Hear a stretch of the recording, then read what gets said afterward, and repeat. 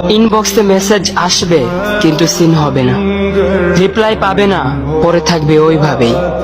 কেউ কেউ হয়তো অপেক্ষায় থাকবে, এই বুঝি আসলো অনলাইনে।